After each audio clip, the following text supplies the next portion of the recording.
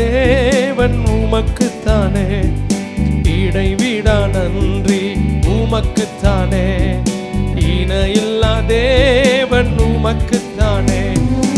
என்ன நடந்தாலும் நன்றி ஐயா, யார் கைவிட்டாலும் நன்றி ஐயா, என்ன நடந்தாலும் நன்றி ஐயா, யார் கைவிட்டாலும் நன்றி ஐயா. நன்றி நன்றி இடைவிடா நன்றி உமக்குத்தானே, இணையில்லா தேவன் உமக்குத்தானே, இடைவிடா நன்றி உமக்குத்தானே, உமக்குத்தானே. தேடி வந்தீரே நன்றி ஐயா, தெரிந்து கொண்டீரே நன்றி ஐயா, தேடி வந்தீரே நன்றி ஐயா, தெரிந்து கொண்டீரே நன்றி ஐயா. நன்றி நன்றி இடைவிடா நன்றி உமக்குத்தானே, இணையில்லா தேவன் உமக்குத்தானே, இடைவிடா நன்றி, இணையில்லா தேவன் உமக்குத்தானே. நிம்மதி தந்தீரே நன்றி ஐயா, நிரந்தரமானீரே நன்றி ஐயா, நிம்மதி தந்தீரே நன்றி ஐயா, நிரந்தரமானீரே நன்றி ஐயா. நன்றி நன்றி இடைவிடா நன்றி உமக்குத்தானே,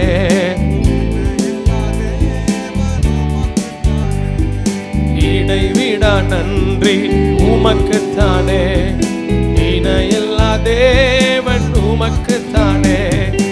என்னை கண்டீரே நன்றி ஐயா, கண்ணீர் துடைத்தீரே நன்றி ஐயா, என்னை கண்டீரே நன்றி ஐயா, கண்ணீர் துடைத்தீரே நன்றி ஐயா. நன்றி நன்றி இடைவிடா நன்றி உமக்குத்தானே, இணையில்லா தேவன் உமக்குத்தானே, இடைவிடா நன்றி உமக்குத்தானே.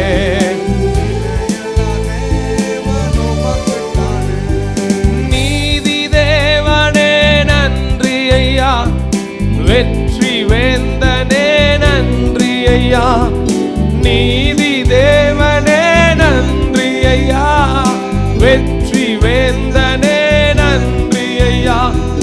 நன்றி நன்றி இடைவிடா நன்றி உமக்குத்தானே, இணையில்லா தேவன் உமக்குத்தானே, இடைவிடா நன்றி உமக்குத்தானே, இணையில்லா தேவன் உமக்குத்தானே. அநாதி தேவனே நன்றி ஐயா, அரசாளும் தெய்வமே நன்றி ஐயா, அநாதி தேவனே நன்றி ஐயா, அரசாளும் தெய்வமே நன்றி ஐயா. நன்றி நன்றி இடைவிடா நன்றி உமக்குத்தானே, இணையில்லா தேவன் இடைவிடா நன்றி உமக்குத்தானே, இணையில்லா தேவன் உமக்குத்தானே. நித்திய ராஜாவே நன்றி ஐயா, சத்திய தீபமே நன்றி ஐயா, நித்திய ராஜாவே நன்றி ஐயா, சத்திய தீபமே நன்றி ஐயா. நன்றி நன்றி இடைவிடா நன்றி உமக்குத்தானே, இணையில்லா தேவன் இடைவிடா நன்றி உமக்குத்தானே. என்னை கண்டீரே, என்னை கண்டீரே நன்றி ஐயா, கண்ணீர் துடைத்தீரே நன்றி ஐயா, என்னை கண்டீரே நன்றி ஐயா, என் கண்ணீர் துடைத்தீரே நன்றி ஐயா. நன்றி நன்றி இடைவிடா நன்றி உமக்குத்தானே, இணையில்லா தேவன்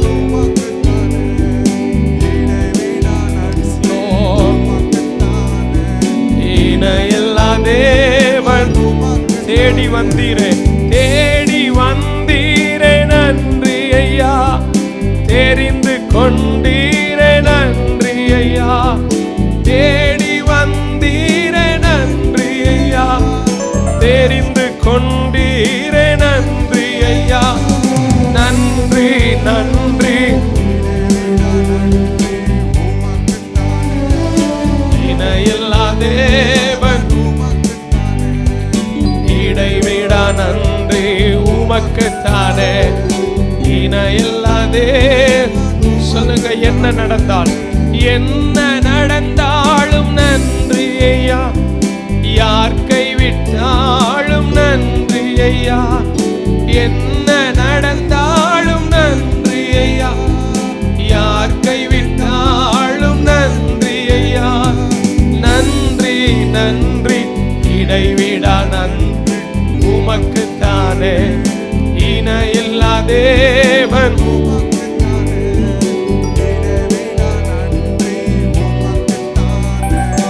இணையில்லா தேவன் உமக்குத்தானே. அநாதி தேவனே நன்றி ஐயா. அரசாளும் தெய்வமே நன்றி ஐயா. நித்திய ராஜாவே நன்றி ஐயா. சத்திய தீபமே. மறுபடி சொல்லுங்க, அநாதி அநாதி தேவனே நன்றி ஐயா. அரசாளும் தெய்வமே, நித்திய ராஜாவே நன்றி ஐயா. சத்திய தீபமே நன்றி ஐயா. நல்ல கரங்களை தட்டி ஹல்லேலூயா. அநாதி தேவனே நன்றி ஐயா. அரசாளும் தெய்வமே நன்றி ஐயா. நித்திய ராஜாவே நன்றி ஐயா. சத்திய தீபமே. யாக்கோபின் தேவன் என் தேவன், எனக்கென்றும் துணையவரே. என்னாலும் நடத்துவாரே. யாக்கோபின் தேவன், யாக்கோபின் தேவன் என் தேவன், எனக்கென்றும் துணை அவரே. என்னாலும் நடத்துவாரே. ஏதுமில்லை என்ற கவலையில், ஏதுமில்லை என்ற கவலை இல்லை. துணையாளர் என்னை விட்டு விலகவில்லை. பாடுங்க, ஏதுமில்லை என்ற கவலை இல்லை. துணையாளர் என்னை விட்டு சொன்னதை செய்தீர் தகப்பனவர்.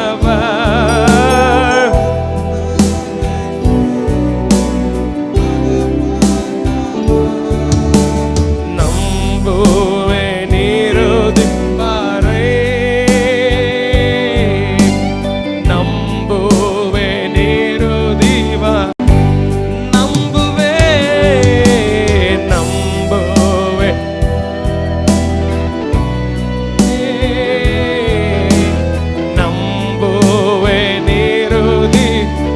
யாக்கோபின் தேவனே, யாக்கோபின் தேவன் என் தேவன், எனக்கென்றும் துணை அவரே.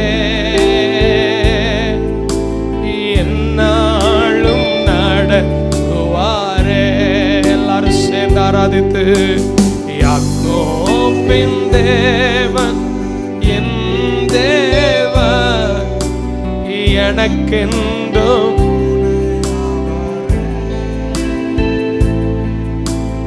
என்னாலும் நட. என் ஓட்டத்தில் நான் தனிமையில்லை. என் ஓட்டத்தில் நான் தனிமையில்லை. நேச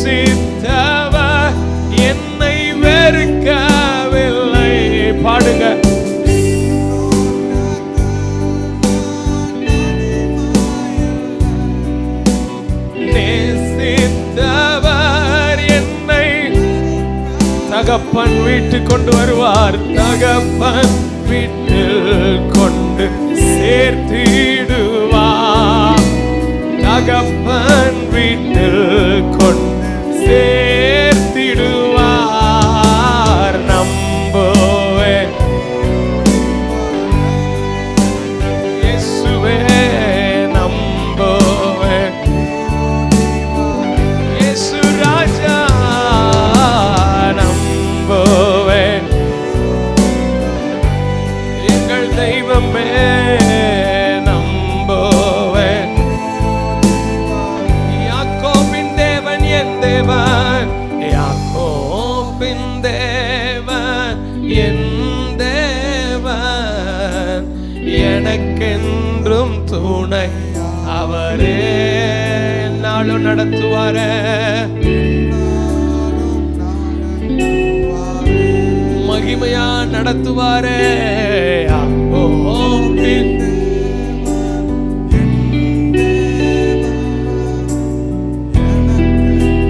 துணை அவரே, என்னாலும் மாலை வேளையில் ஆண்டவரை பார்த்து சொல்லுங்க, ஆண்டவரே எனக்கு ஏதும் இல்லை என்கிற கவலை எனக்கு இருக்கவே கூடாதுப்பா. எனக்கு நீங்க இருக்கீங்க. எங்களுக்கு எது இருக்கோ இல்லையோ எங்க ஆண்டவர் கிருபை எங்களுக்கு இருக்குது. ஆண்டவருடைய தயவு எங்களுக்கு இருக்குது. ஆண்டவருடைய தொடுதல் வார்த்தை எங்களுக்கு இருக்கு. உங்க வார்த்தை எங்களுக்கு இருந்தா போதும்பா. எத்தனை பேர் அப்படி விசுவாசிக்கிறீங்க? ஆண்டவரே, ஆமே, என்னதான் ஆனால் என்ன, என் மீட்பர் உயிரோடு உண்டு, அவர் என்னோடு கூட உண்டு. அவரை உறுதியா பிடித்து கொள்ளக்கூடிய ஒரு அனுபவத்தை கர்த்தர் இந்த மாலை வேளை நமக்கு தருவாராக. வைகளை திறந்து ஆண்டவரை பார்த்து சொல்லுங்க, ஆண்டவரே நீங்க எனக்கு சொன்னதை கட்டாயம் செய்வீங்க. நீங்க எனக்கு சொன்னதை கட்டாயம் நிறைவேற்றுவீங்க. உங்க வார்த்தை மாறவே மாறாது. உங்க வார்த்தை கட்டாயம் நிறைவேறும். ஆமென். ஹல்லேலூயா. உம் வார்த்தையிலே சுகம், உம் வார்த்தையிலே மதுரம், உம் வார்த்தையிலே சுகம், உம் வார்த்தையிலே மதுரம், உம் வார்த்தையிலே எல்லாம் சந்தோஷம், உம் வார்த்தையிலே எல்லாம். ஆமென். ஆண்டவரை பார்த்து எனக்கு ஒரு வார்த்தை சொல்லுங்க, ஆண்டவரே என் வாழ்க்கையெல்லாம் செழிப்பாயிரும் என்று பாடுவோமா? ஹல்லேலூயா.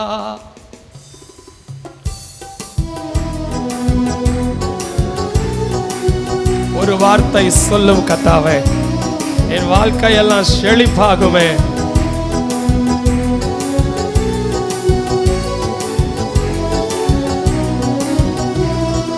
ஒரு வார்த்தை சொல்லும் கர்த்தாவே, எங்கள் வாழ்க்கையெல்லாம் செழிப்பாகுமே.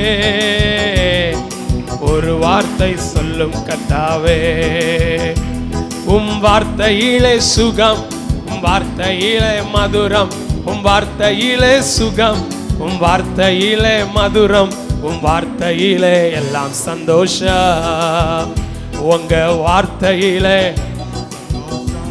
ஆமென். மாறாவின் தண்ணீரெல்லாம் மதுரமாக மாறி போகும். பாடுங்க.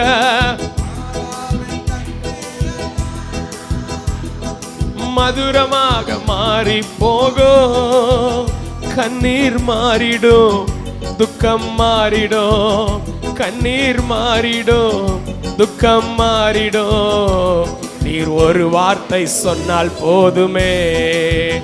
நீங்க ஒரு வார்த்தை. ஆமென். ஒரு வார்த்தை சொல்லும் தாவே, எங்கள் வாழ்க்கையெல்லாம் செழிப்பாகுமே. ஒரு வார்த்தை சொல்லும்.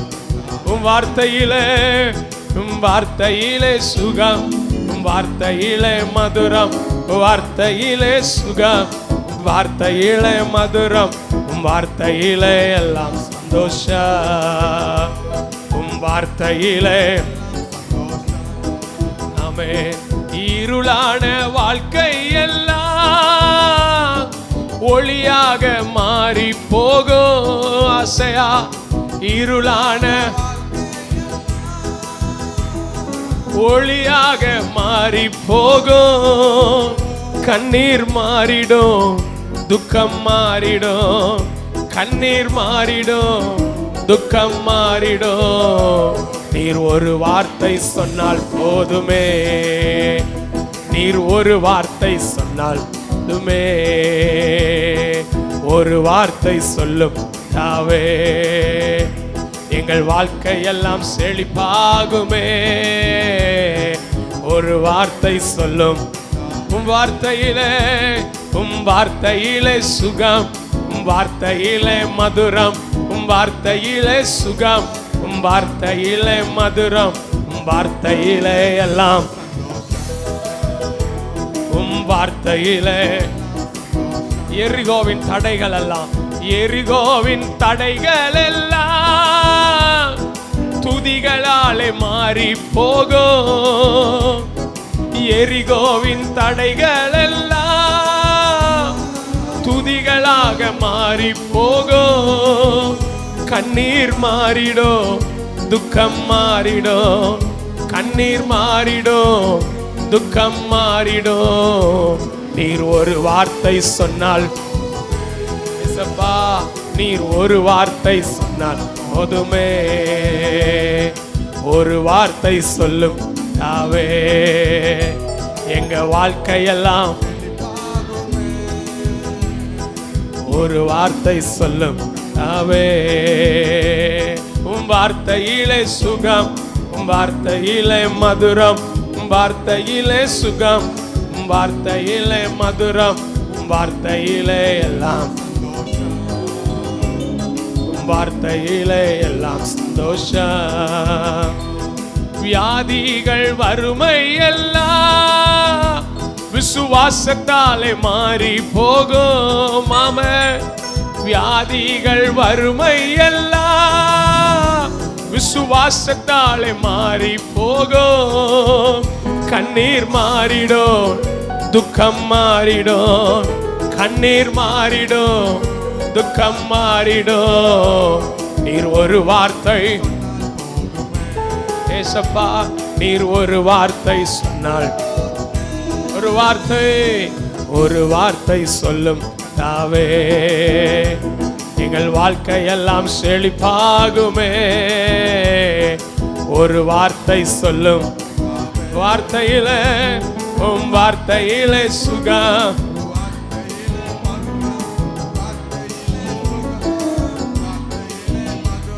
உம் வார்த்தையிலே எல்லாம் சந்தோஷம். உம் வார்த்தையிலே சொல்லுங்க, வார்த்தையிலே, உம் வார்த்தையிலே, உங்க வார்த்தையிலே எல்லாம் சந்தோஷம். ஆமென். உம் வார்த்தையிலே சுகம், உம் வார்த்தையிலே மதுரம், உம் வார்த்தையிலே சுகம், வார்த்தையிலே மதுரம், வார்த்தையிலே எல்லாம், உம் வார்த்தையிலே. அப்படி எழும்பி நிற்போம் கொஞ்ச நேரம், ஆண்டவரை மகிமைப்படுத்த முடியும். எழும்பி நிற்போம். ஹல்லேலூயா. Thank you Lord. உமக்கு ஸ்தோத்திரம் ஆண்டவரே. இயேசு ராஜா, ஒரு வார்த்தை சொல்லுங்கப்பா. ஒரு வார்த்தை சொன்னா எல்லாம் மாறிடுமே. ஒரு வார்த்தை சொன்னா எல்லாம் மாறிடுமே. ஒரு வார்த்தை சொன்னா எல்லாம் மாறிடுமே. ஒரு வார்த்தை சொல்லிருங்கப்பா. ஆசையா கேளுங்க. ஒரு வார்த்தை சொல்லிருங்கப்பா. என்னை பார்த்து ஒரு வார்த்தை சொல்லிருங்கப்பா. என் குடும்பத்தை பார்த்து ஒரு வார்த்தை சொல்லிருங்க. என் பிள்ளைகளை பார்த்து ஒரு வார்த்தை சொல்லிருங்க. எங்கள் சபை, எங்கள் ஊழியத்தை பார்த்து ஒரு வார்த்தை சொல்லிருங்கப்பா. என் தனிப்பட்ட வாழ்க்கையை பார்த்து ஒரு வார்த்தை சொல்லிருங்கப்பா. நீங்கள் ஒரு வார்த்தை சொல்லிட்டா போதும்ப்பா. நீங்கள் ஒரு வார்த்தை அனுப்பிட்டா போதும்ப்பா. வார்த்தையை அனுப்பி நான் குணமாக்குவேன்னு சொன்னீங்களே, வார்த்தையை அனுப்பி மகிமைப்படுத்துவேன்னு சொன்னீங்களே, வார்த்தையை அனுப்பி நான் பலப்படுத்துவேன்னு சொன்னீங்களப்பா. உங்கள் வார்த்தை எங்களுக்கு எவ்வளோ பெரிய பலன் ஆண்டவரே. உங்கள் வார்த்தை எங்களுக்கு எவ்வளோ பெரிய பலன்ப்பா. இந்த மாலை வேளையில் எல்லாரும் வாய்களை திறந்து சொல்லுங்கள், உங்கள் வார்த்தை தான் எனக்கு பலன். உங்கள் வார்த்தை வந்துட்டுன என் சோர்வுகள்லாம் மாறிடும். உங்கள் வார்த்தை வந்துட்டுன நான் திடமாக எழும்பி நின்றுவேன்ப்பா. உங்கள் வார்த்தை வந்துட்டுன எங்க தலைகுனிவெல்லாம் மாறிடும்பா. உங்க வார்த்தை வந்துட்டுன எங்கள் வாழ்க்கையில் இருக்கிற எல்லா பலவீனங்கள் மாறிடும். ஒரு வார்த்தையை அனுப்பிடுங்கப்பா, ஒரு வார்த்தை எனக்கு அனுப்பிடுங்கப்பா, ஒரு வார்த்தை எங்களுக்கு தந்துருங்கப்பா, ஒரு வார்த்தை எங்களுக்கு அனுப்புங்கப்பா, ஒரு வார்த்தை எங்களுக்கு அனுப்பி தாங்க, ஒரு வார்த்தை எங்களுக்கு அனுப்பி தாங்க ஏசப்பா. உங்க வார்த்தையிலே சுகம், உம் வார்த்தையிலே மதுரம், உம் வார்த்தையிலே சுகம், உம் வார்த்தையிலே மதுரம், உம் வார்த்தையிலே காத்திருப்பேன் காத்திருப்பேன் அற்புதங்கள் பெறும் வரை காத்திருப்பேன் விடியலை காணும் வரை முழங்காலில் காத்திருப்பேன் என் விடுதலை காணும் வரை முழங்காலில் காத்திருப்பேன் பலப்படுவே எழும்பிடுவே பலப்படுவே எழும்பிடுவே கழுகை போல உயர பறந்திடுவே காத்திருப்பேன் காத்திருப்பேன் அற்புதங்கள் பெறும் வரை காத்திருப்பேன் காத்திருப்பேன் காத்திருப்பேன் அற்புதங்கள் பெறும் வரை காத்திருப்பேன் குறித்த காலத்திலே தரிசனம் நிறைவேற்றுவா கை உயர்த்தி குறித்த காலத்திலே தரிசனம் நிறைவேற்றுவா பொய் சொல்லாது நிச்சயம் வரும் பொய் சொல்லாது தாமதித்தாலும் அதற்காய் காத்திருப்பேன் காத்திருப்பேன் காத்திருப்பேன் அற்புதங்கள் பெறும் வரை காத்திருப்பேன் காத்திருப்பேன் அற்புதங்கள் பெறும் வரை கர்த்தருக்கு காத்திருப்போ வெட்கப்பட்டு போவதில்லை நிச்சயமாய் முடிவு உண்டு நம்பிக்கை வீண் போகாது. 2 கொரிந்தியர் 12ஆம் அதிகாரம் 9ஆம் வசனத்தை நாம் தொடர்ந்து தியானிக்கிறோம். என் கிருபை உனக்கு போதும், உன் பலவீனத்தில் என் பலன் பரிபூரணமாய் விளங்கும். எவ்வளவு பெரிய பலவீனமாக இருந்தாலும் ஏசப்பா இந்த மாதம் வாக்குத்தத்தம் கொடுத்திருக்கிறார், என் கிருபை உனக்கு போதும், வேற ஒன்றுமே தேவையில்லைங்கிறார். அப்படி தானே அர்த்தம்? வேற ஒன்றுமே வேணாம்ப்பா, நீ கேட்குற பயங்கரமான இடம் அதெல்லாம் வேண்டாம் விடு, ரொம்ப பணம் தேவைப்படுதில்ல அது வேண்டாம் விட்டுன்றாரு. ஆமீன் சொல்லுங்க. ஆமாம், ஆண்டவரே எனக்கு இது இவ்வளோ பணம் வேணும், இல்லை நீ அதை விட்டுரு. ஆண்டவரே இவ்வளோ பெரிய இடம் வேணும், அதை விட்டுரு. ஆண்டவரே எனக்கு ஒரு சுகம் வேணும், விட்டுரு. ஆண்டவரே வேலை வேணும், விட்டுரு. ஆண்டவரே இந்த பிஸ்னஸில் இந்த காரியம் நடக்கணும், விட்டுரு. பிள்ளை படிப்பு காரியம் விட்டுரு.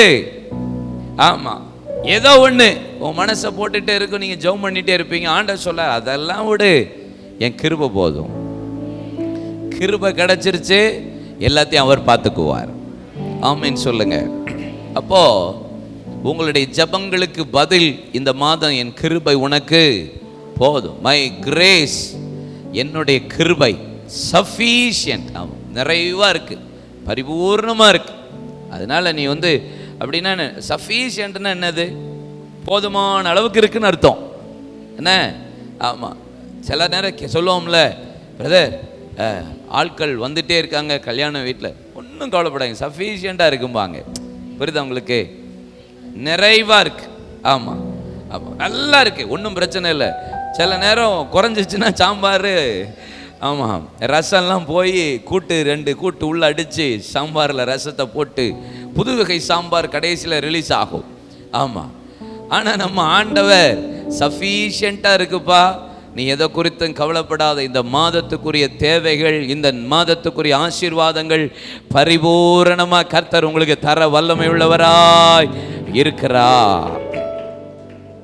நான் நாள் இந்த வசனத்தை பேசும்போது கிருபையை போக்கடிக்காதே என்று பேசினேன். கடந்த வாரம் பேசினேன் கிருபையை இழந்து போகாதே. இந்த வாரம் இந்த நாளில் பேசுகிறேன் கிருபையை புரட்டாதே. சொல்லுங்க, கிருபையை ஆமாம் ஓவரா புரட்டிடாதீங்க, புரட்டாமதி இல்லையா? சொல்லுங்க. ஆமாம், இன்னைக்கு கிருபை ஓவரா புரட்டப்படுகிறது. யூதா 1ஆம் அதிகாரம் 4ஆம் வசனத்தை வாசிப்போமானால், தேவனுடைய கிருபையை காம விகாரத்துக்கு ஏதுவாக புரட்டி, கிருபையை எப்படி புரட்டுறாங்களாம்? காம விகாரத்துக்கு ஏதுவாக புரட்டி, ஒன்றான ஆண்டவராகிய தேவனையும் நம்முடைய கர்த்தராகிய இயேசு கிறிஸ்துவையும் மறுதலிக்கிற பக்தியற்றவர்களாகிய சிலர் பக்க வழியாய் நுழைந்திருக்கிறார்கள். அவர்கள் இந்த ஆக்கினைக்குள்ளாவர்கள் என்று பூர்வத்திலேயே எழுதியிருக்கிறதே என்று சொல்லிட்டு திருப்பி நீங்க அதை கண்டினியூஷன் வாசித்து பார்த்தீங்கன்னா உங்களுக்கு சில காரியங்கள் வேதத்தில் சொல்லப்பட்டிருக்கிறது. காம விகாரத்துக்கு ஏதுவாக புரட்டக்கூடாது கிருபைய. அப்படி புரட்டின சில காரியங்களை தான் அதுக்கு பின்னாடி யூதா எழுதுகிறார். என்ன எழுதுறார்? ஒன்று சொல்றார், இஸ்ரவேல் ஜனங்களை பற்றி முதல்ல சொல்றார். ரெண்டாவது பார்த்தா ஆதியில உண்டாக்கப்பட்ட தேவ தூதர்களை குறித்து சொல்லுகிறார். அதற்கு அப்புறம் நீங்க வாசித்து பார்ப்பீர்களானால் அங்கே அங்கே மோசேயின் அங்கே சரீரத்துக்கு விரோதமாக தர்க்கித்த பிசாசு அங்க போராடின விதத்தை குறித்து பேசுகிறார். அன்பின் விருந்துகளை கரைப்படுத்தின அங்க வேதத்தை நீங்க வாசித்து பார்த்தீங்கன்னா பிழையாமை குறித்து, கோராவை குறித்து நீங்க வேதத்தில் அங்க காயின் வழிகளை குறித்து அதில் சொல்லப்பட்டிருக்கிறார். இந்த இவ்வளவு பேரையும் நீங்க வாசித்து பார்ப்பீங்கன்னா வேதத்தில் சொல்லப்பட்டிருக்கிறார். இஸ்ரவேல் ஜனங்கள் கிருபையை என்ன செஞ்சாங்களாம்? போக்கடித்தார்கள். கிருபையின் திரட்சியை செங்கடலின் ஓரத்தில் இருந்தபோது உணராமல் நினையாமல் கலகம் பண்ணினார்கள். அதனால வழியிலே அழிக்கப்பட்டாங்க. அவங்க விசுவாசியாமல் என்று போடப்பட்டிருக்கிறது. தேவ தூதர்களை குறித்து சொல்லப்படும் போது வேதம் என்ன சொல்லுகிறது? ஆதி மேன்மையை அவர்கள் காத்து கொள்ளல. அப்படின்னா என்ன? நான் வானத்துக்கு ஏறுவேன், அவருக்கு மேலே செயல்படும் ஒரு பெருமை வந்துருச்சு, அதனால கர்த்தர் அவர்களை தள்ளினார், நித்திய அக்கினியில சங்கிலியில போடுறதுக்காக கட்டி வச்சிருக்கிறாரு அப்படின்னு வேதத்தில் சொல்லப்பட்டிருக்கு. 7ஆம் வசனத்தை வாசித்தீங்கன்னா சோதோம் கொமோரா பட்டணத்தாரை குறித்து வேதம் சொல்லுகிறார். அவங்க எப்படி கர்த்தருக்கு விரோதமான பாவங்களை செய்தார்கள். ஒரு நீதிமான் நின்று திறப்பில் நின்று ஜெபித்த போதிலும் அவர்கள் அந்த கிருபையை உணராதபடி கலகம் பண்ணினதுனால அந்த முழு சோதோம் கொமோராவை என்ன செஞ்சிச்சு? அழிக்கப்பட்டது என்று பேசுகிறார். அதுக்கப்புறம் அன்பின் விருந்துகளை, அன்பின் விருந்தை கரைப்படுத்தின காயினுடைய வழி, சகோதரனுக்கு விரோதமாக செஞ்சது. ரெண்டாவது கோரா புத்திரர், ஊழியக்காரனுக்கு விரோதமாக பேசின ஒரு கூட்டம். மூன்றாவது பேழையாம், காசுக்காக செயல்பட்டவர்கள்.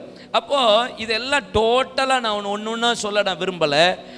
இது டோட்டலாக ஒட்டு மொத்தத்தில் சொல்கிறேன். ஒரு மனுஷீக தன்மை, ஒரு மாம்சத்தன்மை, ஒரு உலகத்தன்மை. அதாவது எப்படின்னா இந்த உலகத்தில் ஜீவிக்கிறதற்கு காம விகாரத்துக்கு ஏதுவாக கிருபையை புரட்டுறது. அப்படின்னா என்ன அர்த்தம்? அவங்களுக்கு ஏற்றபடி வாழ்றதுக்கு கிருபையை உபயோகப்படுத்திக்கிறது. ஆமாம், புரியுதா? ஆமாம், அவங்களுக்கு ஏற்றபடி வாழ்கிறதுக்கு கிருபை. ஆமாம், நான் தப்பு பண்ணினாலும் என்னப்பா, கிருபை என்ன காப்பாற்றும். உபவாசம் பண்ணாட்டா என்ன, கிருபை என்ன நடத்தும். ஜெபம் பண்ணாட்டாலும் என்ன, கிருபை என்ன பாதுகாக்கும். இதுதான் கிருபையை அவங்களுடைய மாம்ச இச்சைக்கு ஏற்றபடி புரட்டுறது. அதனால தான் ஆண்டவர் சொல்றார், கிருபையை என்ன செய்யாத, புரட்டாத.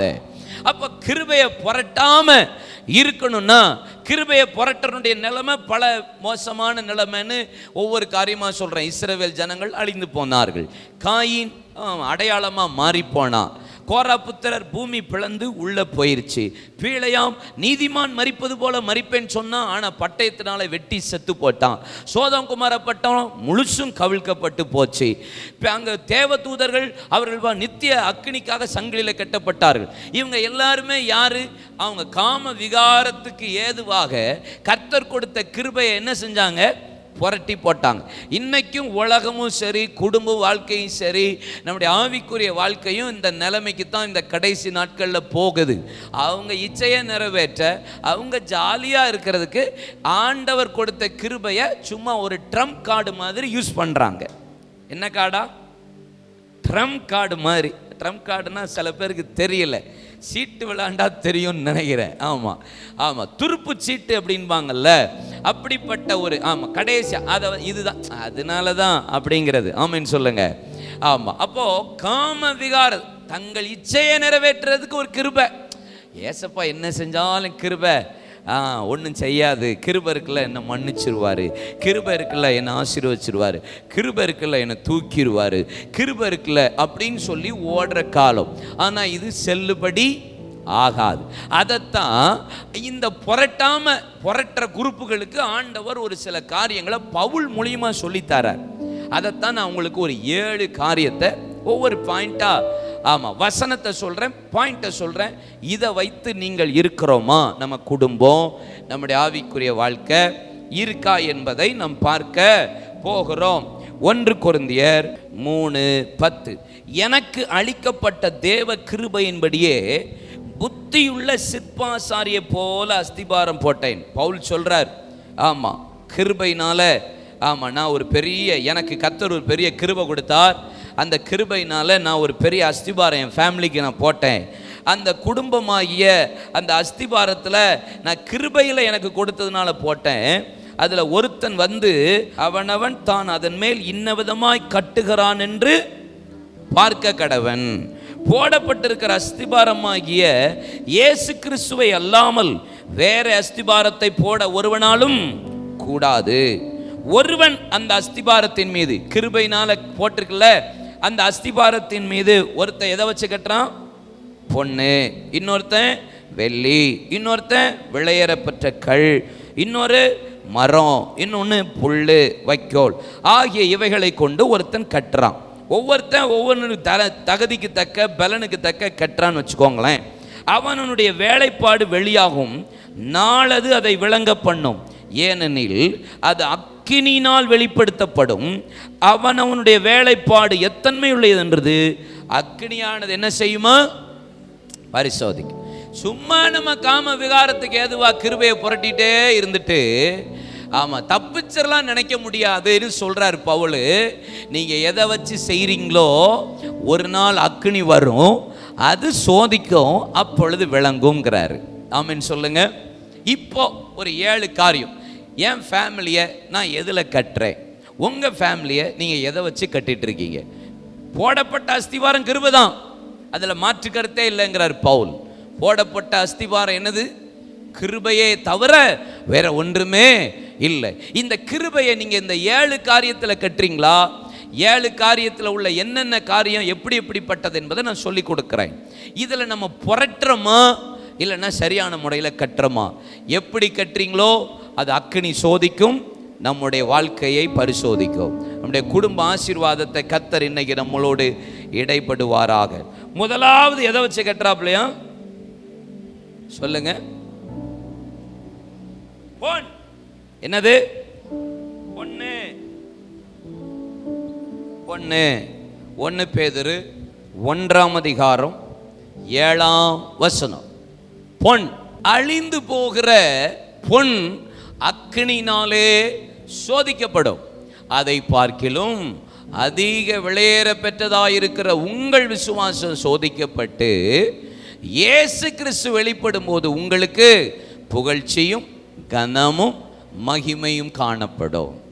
நீங்க எதை வச்சு கட்டுறீங்க? விசுவாசத்தில் கட்டுறீங்களா? ஆண்டவர் கிருபை தான், எல்லாத்துக்கும் கிருபை தான் சொல்லிட்டேன். அஸ்திபாரம் இயேசு போட்ட அஸ்திபாரம், கிறிஸ்துவாகிய கிருபையின் மேலே கட்டப்பட்ட அஸ்திபாரம்.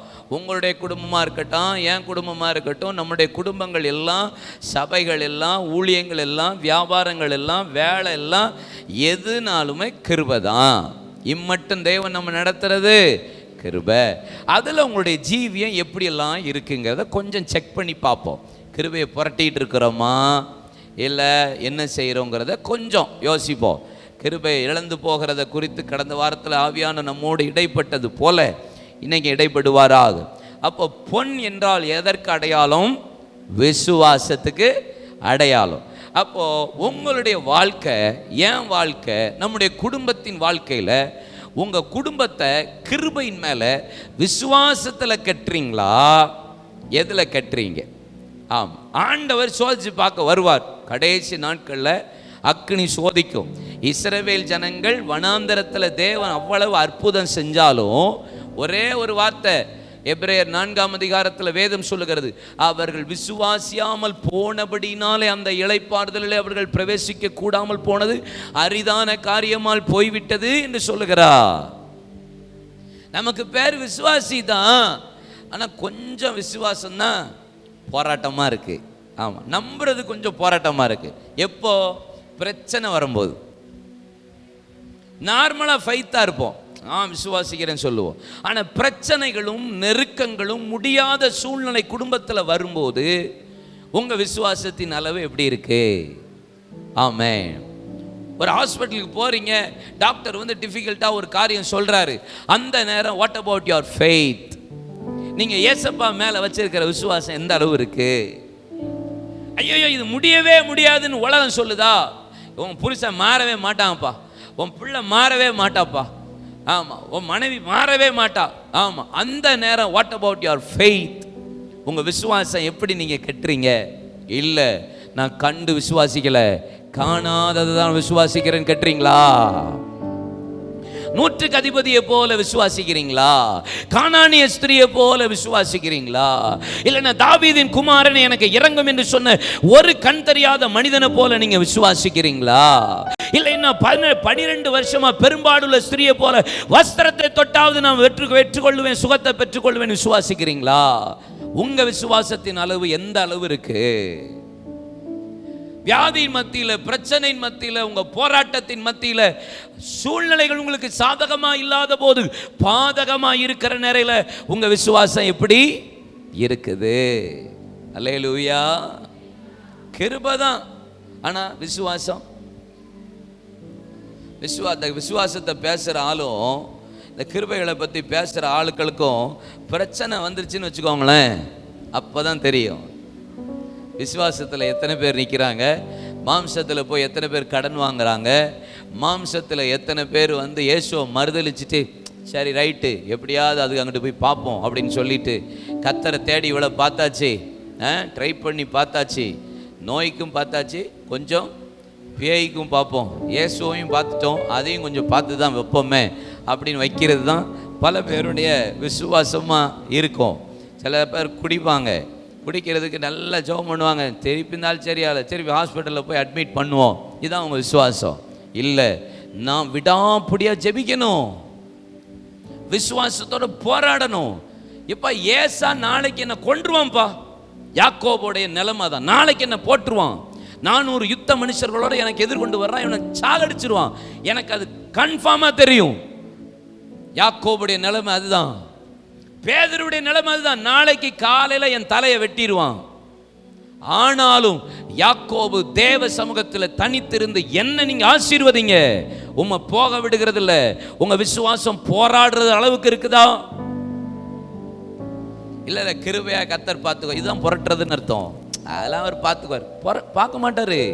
நீங்க எந்த அளவுக்கு தேவ சமூகத்தில் போராடி ஆண்டவரே நான் உம்மை நம்புறேன், உம்மை விசுவாசிக்கிறேன்னு இருக்கீங்களோ, கர்த்தர் அப்பொழுதுதான் உங்களை ஆசீர்வதித்து முடியும். உங்க குடும்பத்தை தேவன் கட்டி எழுப்ப முடியும். ஆமென் சொல்லுங்க. அசாதாரணமான ஒரு விசுவாசம். அமெரிக்க தேசத்தில் ஒரு பாஸ்டர், எல்லா விசுவாசமும் எல்லா நேரத்துலையும் ஒவ்வொரு டைமில் ஆப்ரேட் ஆகும்னு நினைக்கக்கூடாது. அந்த டைமில் கர்த்தர் நம்மளை நடத்துகிற பாதையை வச்சு தான் அந்த விசுவாசம் ஆப்ரேட் ஆகும். புரிஞ்சுதா? ஒரு பாஸ்டர் மனைவிக்கு நிறமாச கர்ப்பிணி, 2 பேர் பேசுகிறாங்க. இயேசு சிலுவையில் சுமந்துட்டார். என் கர்ப்ப வேதனை வந்தது எதுக்கு? பாவம் வந்ததுனால தான்.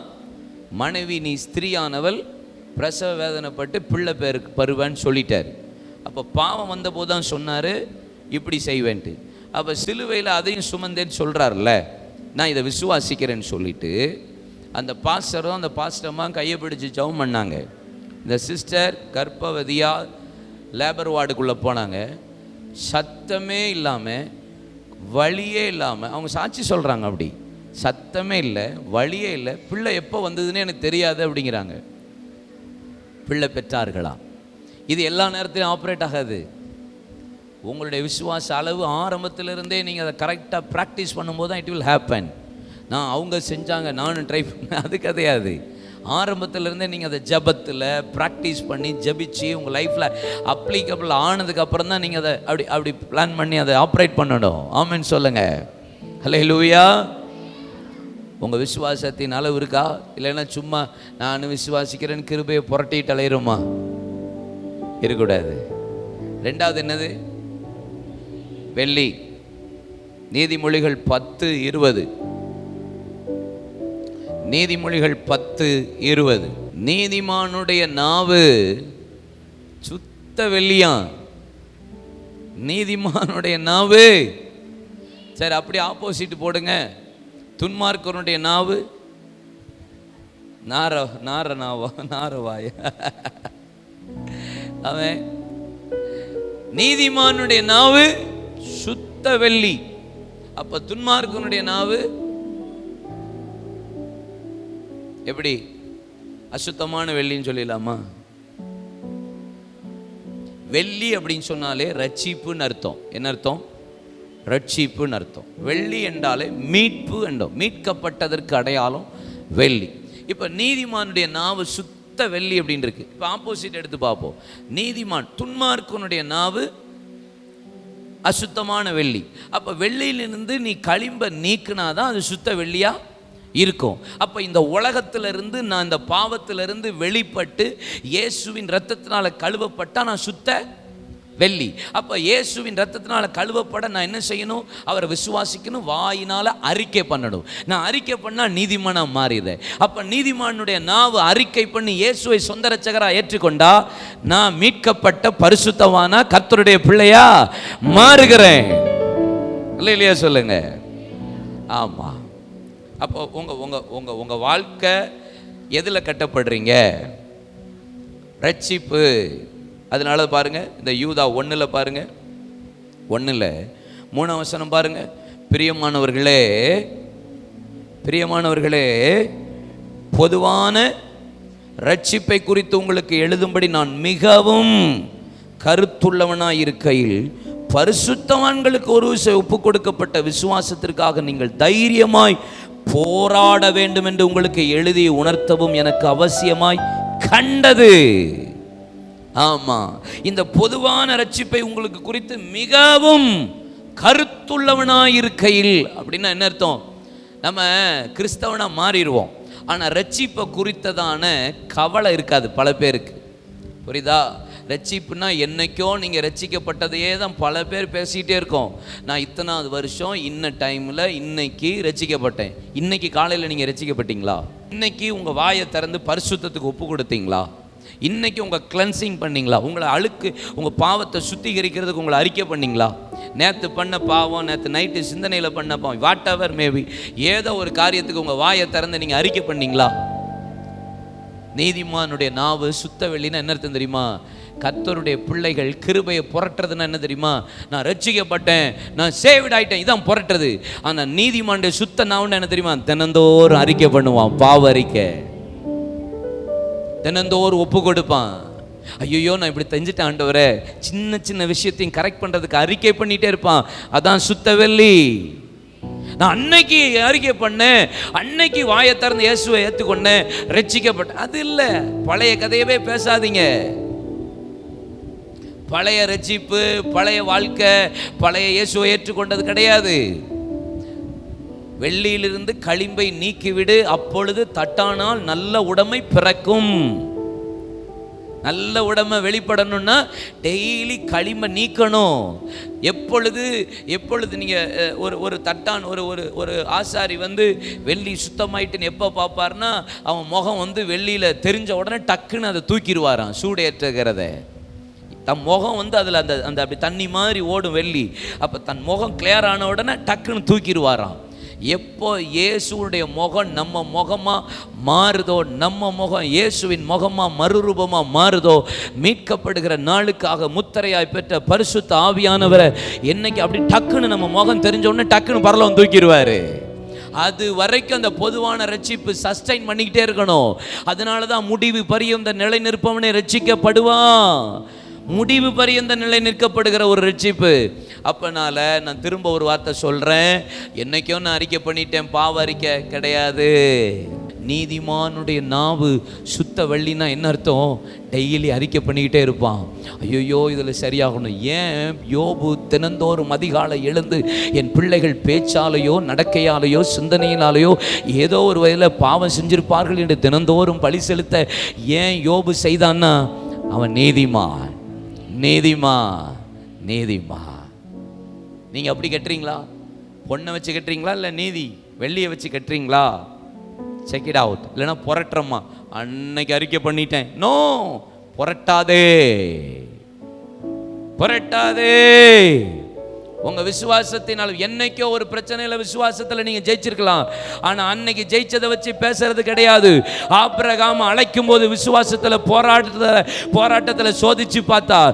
ரெண்டாவது வழி நடத்தி வந்த போது லோத்துவின் நிமித்தம் விசுவாசத்தை சோதித்து பார்த்தார். பிள்ளை கொடுக்காம சோதித்து பார்த்தார். எலியேசரை அனுப்பி சோதிச்சு பார்த்தார். கர்த்தர் திருப்பி பிள்ளையை கொடுத்து சோதிச்சு பார்த்தார். பிள்ளையை எடுக்க சோதிச்சு பார்த்தார். முடிவு பரியந்தம் கர்த்தர் நம்ம விசுவாசத்தை அப்படியே சோதிச்சு ஒரு நாள் வரும், மகிமையில நிறுத்துகிற வரைக்கும் நம்மளை கட்டமடி விடும்புவா. ஆமென் சொல்லுங்க. மூணாவது என்னதுப்பா? விளையேறப்பட்ட கல். 1 ராஜாக்கள் 7ஆம் அதிகாரம் 7, 8, 9ஆம் வசனம் போடுங்களேன். 9ஆம் வசனம் போடுங்க. 7, 8, 9 வச்சுக்கோங்க. 9ஆம் வசனம் போடுங்க. இவைகள் எல்லாம் உள்ளும் புறவும் அஸ்திவாரம் முதல் மேல் திறனைகள் மட்டும் வெளியே இருக்கும் பெரிய முற்றம் வரைக்கும் அளவின்படி வெட்டினவளாய் அறுக்கப்பட்ட விளையேற பெற்ற கற்களால் செய்யப்பட்டது. சாலமோன் ஆலயத்தை கட்டுறான் பாருங்க. ஒரு பக்கம் ஆலயம் வேலை நடக்குது, சர்ச் ஒர்க்கு நடக்குது. ஆனால் இந்த சர்ச் ஒர்க்கு நடந்துக்கிட்டே இருக்கும்போது சாலமோன் ஒரு விலையேற பெற்ற கல்லால் ஒரு காரியத்தை செஞ்சிடறான். எதெல்லாம் செய்கிறான் பாருங்க. 7ஆம் வசனமும் 8ஆம் வசனத்தையும் உங்களுக்கு காண்பிக்கிறேன். 7ஆம் வசனம் சொல்லுகிறது, தான் இருந்து நியாயம் தீர்க்கிறதற்கு நியாயாசனம் போடப்பட்டிருக்கிற ஒரு நியாய விசாரணை மண்டபத்தை அவன் கட்டினான். 8ஆம் வசனத்தை பார்த்தீங்கன்னா, சாலமோன் தான் விவாகம் பண்ணின அங்கே பார்வோனுடைய குமாரத்திக்கு அதே போன்ற மாளிகை போன்ற ஒரு மாளிகையை, பார்வோன் குமாரத்திக்கு ஒரு மண்டபத்தை கட்டினான். அப்போ 2 காரியம் கட்டுறான். எதை வச்சு கட்டுறான்? எதை வச்சு? விளையேற பெற்ற கல். நியாயாசனம் போட நியாய விசாரணை மண்டபத்துக்கும் பார்வோன் குமாரத்தி மண்டபத்துக்கும் விளையேற பெற்ற கல்லை வச்சு யூஸ் பண்றான். நியாய விசாரணை மண்டபத்தில் என்ன நடக்கும்? ஒரே வாக்குவாதம், சண்டை, பஞ்சாயத்து, பெட்டிஷனு, குறை சொல்கிறது, குற்றம் பேசுறது, குறை பேசுறது, நியாயம் தீர்க்கிறது, நியாயப்படுத்துறது, இதே வேலை தான். வழக்கு, வாக்குவாதம், கோபம், எரிச்சல், அவ இவ்வளோ குறை சொல்கிறது, அவ இவ்வளோ குறை சொல்கிறது, இதுதான் நியாய விசாரணை மண்டபத்தில் நடக்கும். பார்வோன் குமாரத்தி மண்டபத்தில் என்ன? பார்வோன் எகிப்து, உலகம், குமாரத்தி உல்லாச வாழ்க்கை. உலக உல்லாச வாழ்க்கைக்கு ஒரு மண்டபம். நல்ல சொஃபிஸ்டிகேட்டட் லைஃப் வாழ்றதுக்காக விளையேற பெற்ற கல்லை வச்சு கட்டியிருக்கிறான். ஆமாம், நல்லா வாழணும் அப்படிங்கிறதுக்காக கிருபையை புரட்டாதே.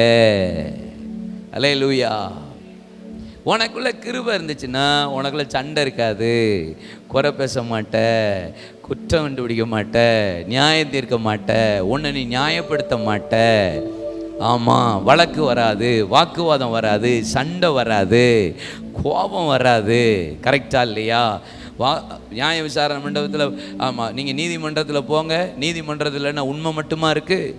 ஆமாம், ஒரு வக்கீல் உண்மை பேசுகிறான், இன்னொரு வக்கீல் பொய் பேச தானே செய்கிறான்.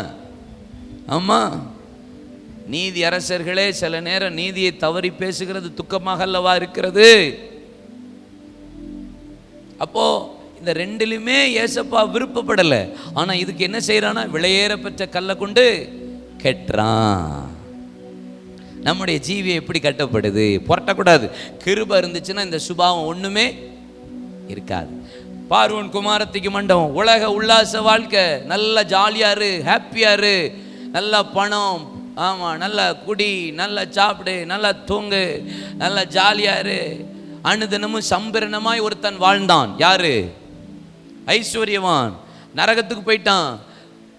ஆனால் லாசரு பரலோகத்தில் ஆபிரகாம் அடியில் தேட்டப்பட்டு அவன் கையில் வடிகிற ஒரே ஒரு சொட்டு தண்ணியை என் நாவில் நினைக்கிறதுக்கு கேட்குறான். வேதனை. ஏன்னா பூமியில் இருக்கும்போது இவன் தீமை அனுபவித்தான், அவனோ அனுதினமும் சம்பரணமாய் வாழ்ந்த நன்மை அனுபவித்தான். அவன் தேற்றப்படுகிறான், இவன் அக்னியிலே இருக்கிறான். அக்னி சோதிக்குமா சோதிக்காதா? வெல் சொபிஸ்டிகேட்டட் லைஃப் வாழ்றீங்களா? அதெல்லாம் வாழக்கூடாது. ஆமாம், போதுமென்ற மனதுடன் கூடிய தேவ பக்தியே. ஆமாம், இருக்கிறவன் இல்லாதவன் போல வாழணுமா? எல்லாத்தையும் அனுபவிக்க எனக்கு அதிகாரம் உண்டு, ஆனால் ஒன்று எனக்கு. ஆமாம், பிள்ளைகளுக்கு சொல்லி கொடுங்க. எல்லாம் ரொம்ப அப்படியே கஷ்டம் தெரியணும், கஷ்டப்பட்டு தெரியணும், நடக்க பழகி கொடுக்கணும், ஏசி இல்லாமல் பழகி கொடுக்கணும். எந்த இடத்துல என்ன மன ரம்யமாக இருக்க பிள்ளைகளுக்கு சொல்லிக் கொடுங்க. இன்றைக்கி பிள்ளைகளால் சில காரியங்களை இழக்க முடியல. இன்றைக்கி சில பிள்ளைகளுக்கு ஒன்று இல்லைன்னா கோபம் வந்துடுது. எனக்கு இது இல்லை, எப்படி இல்லை, இல்லாட்டா பரவாயில்ல, பழக்கணும். இது இல்லாட்டா என்ன, ஒரு நாள் இல்லாட்டா என்ன, ஒன்றும் பிரச்சனை, அது சொல்லித்தரணும். இதெல்லாம் பழக்கி கொடுக்கணும் பிள்ளைகளுக்கு. ஆமென் சொல்லுங்க.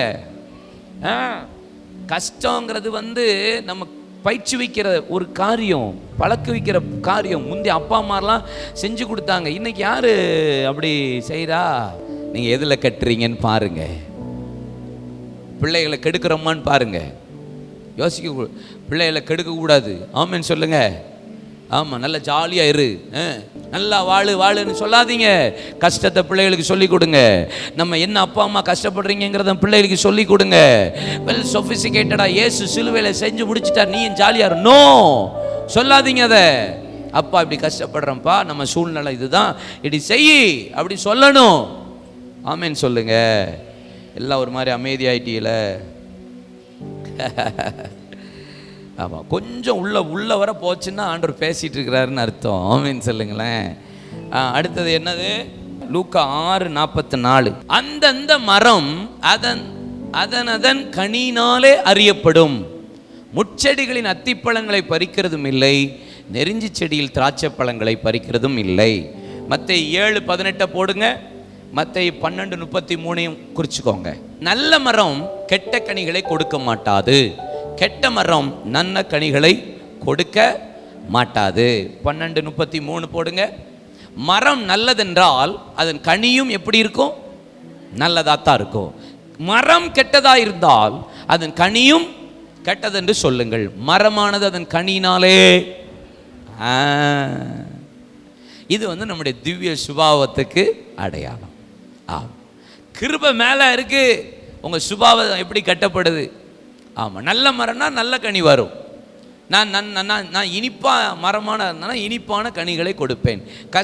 வேறு கசப்பாக இருந்துச்சுன்னா கனியும் என்னதாக இருக்கும்? கசப்பாக தான். வேறு நல்லதாக இருந்துச்சுன்னா கனியும் நல்லதாக இருக்கும். அப்போ நம்ம உள்ள இன்சைடு, வெளியே தான் பார்க்குறோம், மேக்கப்பை பார்க்குறோம், ட்ரெஸ்ஸை பார்க்குறோம், இந்த ஆளை பார்த்தா அப்பா அப்படி தோணுது. ஆனால் உள்ள ஒரே கலீஜி, நாத்தம் அடிக்குது, கசப்பாக இருக்குது. ஆமாம், கசப்பாக இருக்குது. வெளியே வர்ற கனியும் எப்படி இருக்கும்? உள்ளே இருக்கிறது தான் வெளியே வரும்.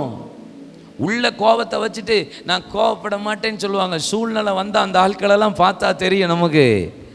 ஆமீன் சொல்லுங்க. ஆமாம், சில எல்லாம் ரொம்ப பொறுமையாக இருக்கும். சில நேரம் உள்ளே இருக்கிறது அப்படி தட்டுக்கிட்டெல்லாம் பறந்துடும். வீட்டில் பார்த்துருக்கீங்களா? வெளியே வரும்போது பாருங்க, இந்த பூனையும் பால் குடிக்குமா, இந்த ஆளுமா. ஆனால் வீட்டுக்குள்ளே போனால் தானே சில ஆளை பற்றிலாம் தெரியுது. கனி நீங்கள் வழிபடுற சுபாவம் தான் அந்த மரம். ஆமேன்னு சொல்லுங்க. அல்லேலூயா. கிருபை தான்.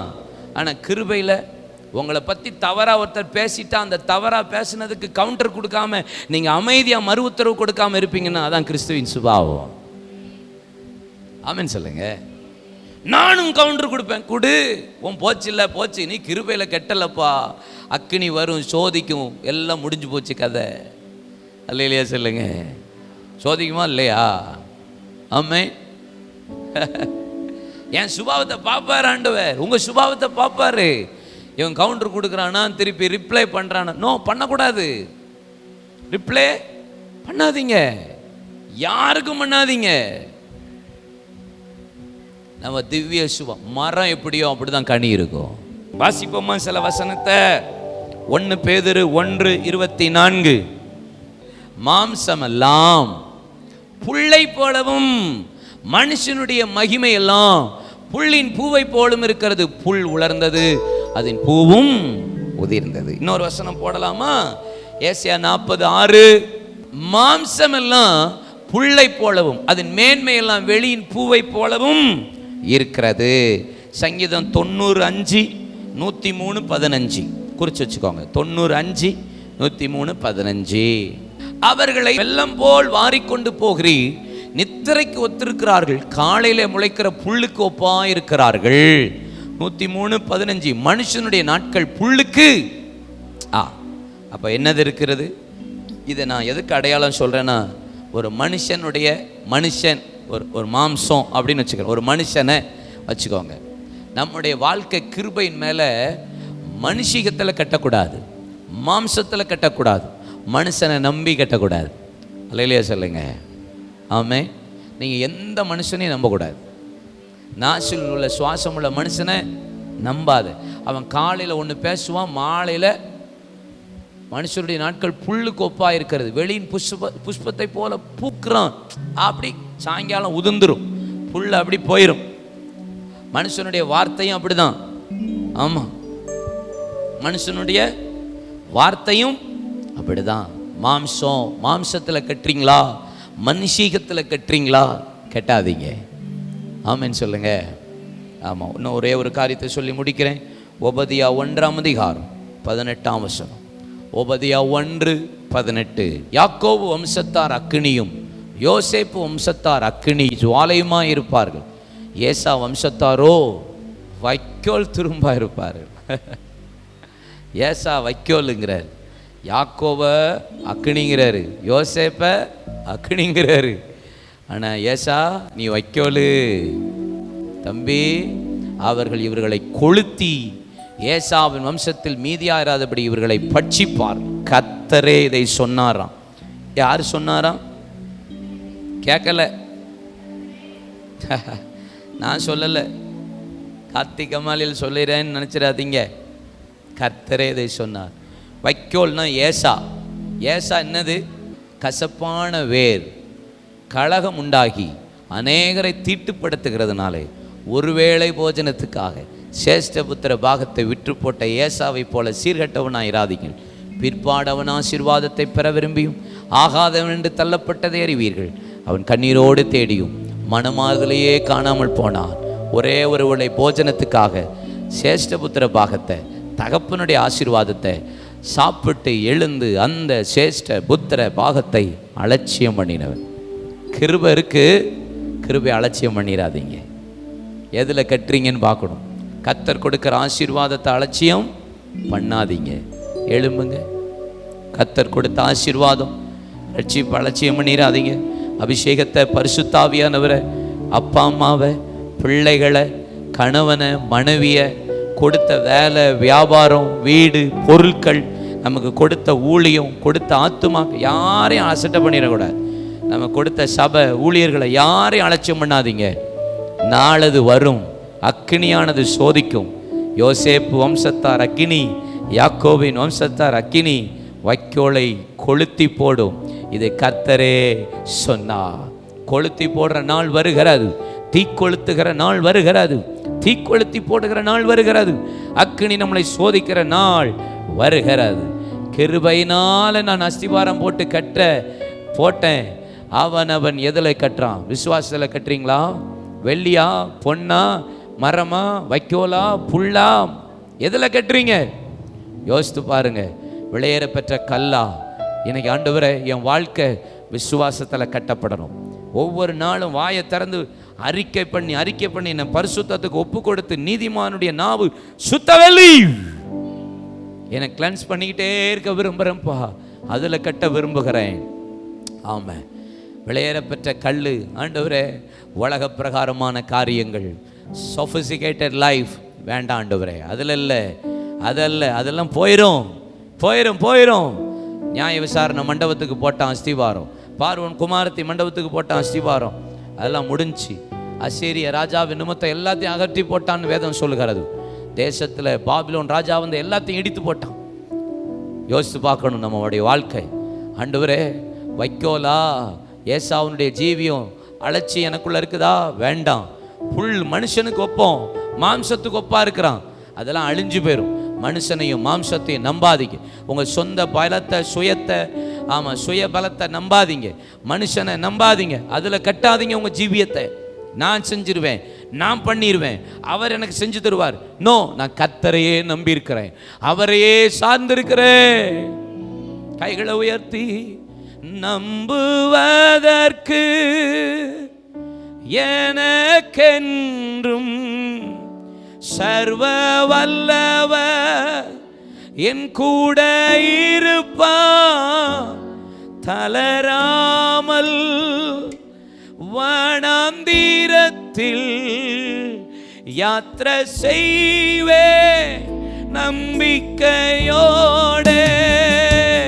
நம்புவதற்கு எனக்கென்றும் சர்வ வல்லவர் கூட இருப்பார்.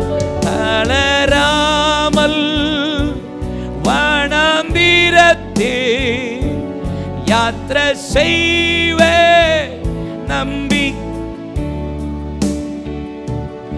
எனக்காய் கருதுவா, என்னை போஷிப்பா, எந்தன் தேவைகள் எல்லாம் சந்திப்பா. துன்ப நாளில் கைவிடாமல் தம் சீரகின் நிழலில் மறைப்பா. நம்புவதற்கு எனக்கென்றும் சர்வ வல்லவர் கூட இருப்பார். தளராமல் வனாந்திரத்தில் யாத்திரை செய்வே.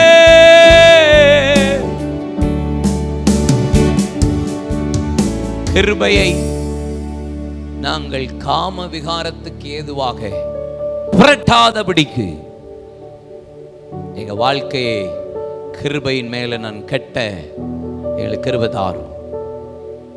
எப்படி கட்டுறேன்? அக்கினி தான் சோதிக்கும். யாக்கோபு வம்சத்தார் அக்கினி, யோசேப்பு வம்சத்தார் அக்கினி, அது எல்லாம் கொளுத்தி போடும். கர்த்தரே இதை சொன்னார். எங்க வாழ்க்கை அக்கினியா மாறட்டும் ஆண்டவரேன்னு சொல்லுங்க. எங்க வாழ்க்கை ஆண்டவரை கிருபையின் மேல கட்டப்படுற வாழ்க்கையா மாறட்டும்னு சொல்லுங்க. சரியான முறையில் கட்டணும். சும்மா ஏனோதானு கட்டாதபடி எனக்கு கிருபை தாரும். வந்த ஒவ்வொரு குடும்பங்களையும் நான் ஆசீர்வதிக்கிறேன். பிதா, குமாரன், பரிசுத்தாவின் நாமத்தில் ஆசீர்வதிக்கிறேன். எங்கள் நல்லருமை பிதாவே, என் ஆத்துமாவே கர்த்தரை ஸ்தோத்திரம், என் முழுமே பரிசுநாமத்தை ஸ்தோத்திரம். என் ஆத்துமாவே கர்த்தரை ஸ்தோத்திரம். கர்த்தர் செய்த சகல பாரங்களையும் மறவாதே. ஆமென்.